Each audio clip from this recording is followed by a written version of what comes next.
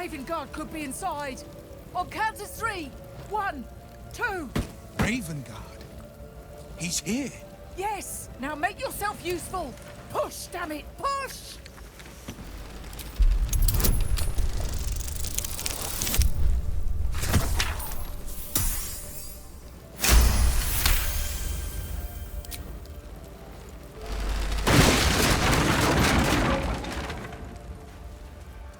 Inside! Hurry! We don't have much time!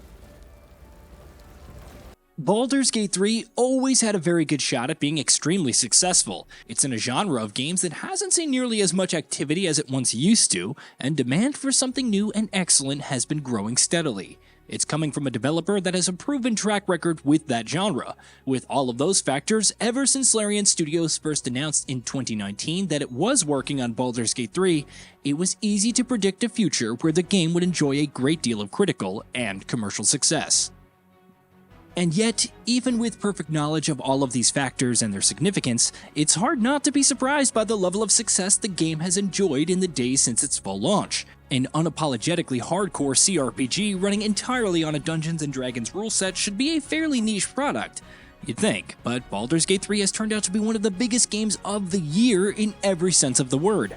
Critics and audiences alike have been signing plaudits about the game in a way that almost puts it on a similar level to the year's highest rated release, The Legend of Zelda: Tears of the Kingdom. And that's being reflected in the actual numbers as well. It has managed to hit a peak concurrent user count of over 814,000 players on Steam already, putting it in Steam's all-time top 10. And the buzz that it's generating is also helping boost its sales on PS5, where it will be releasing in under a month.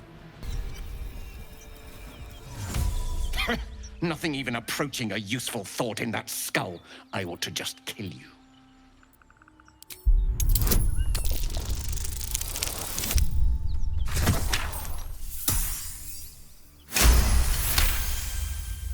So bold in the face, better to let stronger blood thrive.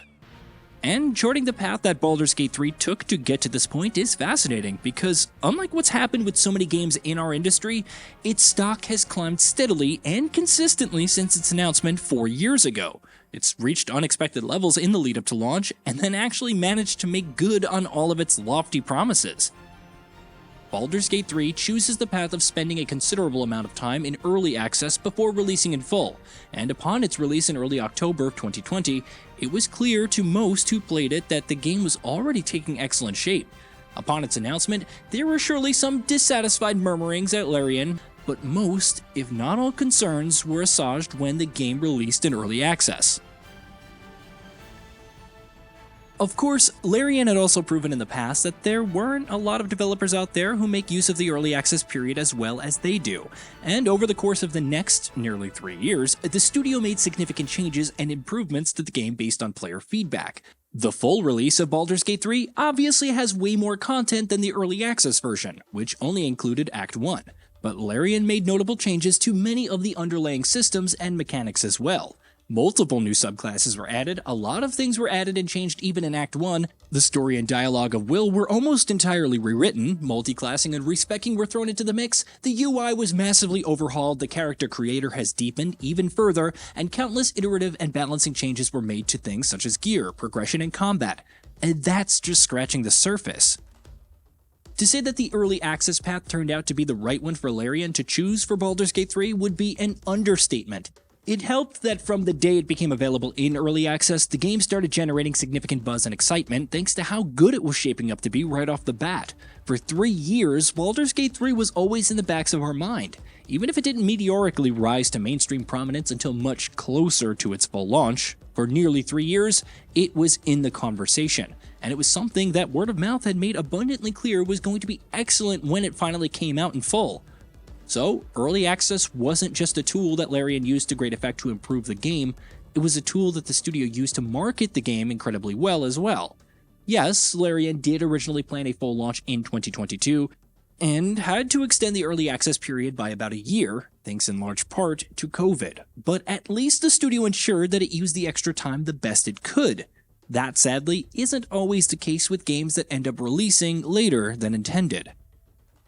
Another major decision that Larian Studios made with Baldur's Gate 3 that, in hindsight, turned out to be excellent and was made very close to release was that it was originally set to release simultaneously for PC and PS5 in early September. Larian announced in June that it was bringing the PC version's launch forward by a month.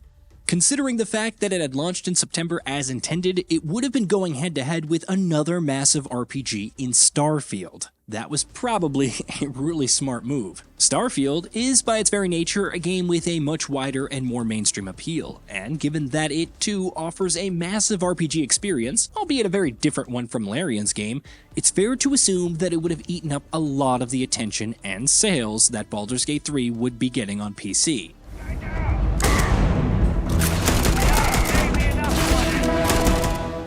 On PS5, meanwhile, it seems safe to say that the game is pretty much guaranteed to do well at this point, and the fact that it's coming a month after its PC launch is probably going to be partly responsible for that as well, because, as I mentioned earlier, all the hype surrounding Baldur's Gate 3 right now is doing wonders for the sale of its upcoming PS5 version. The fact that Starfield won't be on PS5 is going to help as well, because for those looking for a gargantuan RPG to dive into, Baldur's Gate 3 will definitely be the first game they turn to. If not being able to launch on Xbox Series X and S until probably next year, it's definitely a shame, but there's something to be said about Larian refusing to compromise the quality of the split-screen co-op experience, which it considers crucial to Baldur's Gate 3, in order to be able to release it quicker on Xbox. That's not a step most developers in the industry would take, and who knows, perhaps not having to compete with Starfield and releasing on the back of months of strong word of mouth from PC and PS5 audiences will help it do better on Xbox as well. We are nearing the helm. Once inside, do as I say. Who put you in charge? I'll trust my own judgment. Cane yank. What's clear at the end of the day is that Larian Studios has handled Baldur's Gate 3 excellently right from the jump. It is, above all else, an excellent game, maybe even a genre-defining one, and most of the major decisions made by the studio have helped ensure that this excellence is experienced by as many people as well. Even as recently as a few months ago, we probably wouldn't have predicted that Baldur's Gate 3 would be as ridiculously massive as it's turned out to be, but boy oh boy are we glad it surprised us just this way. Hey, did you know that we at Gaming Bolt upload new videos every day? Stick around, drop a like, subscribe, and hit that bell, and let us know what kind of content you'd like to see in the future with a comment below.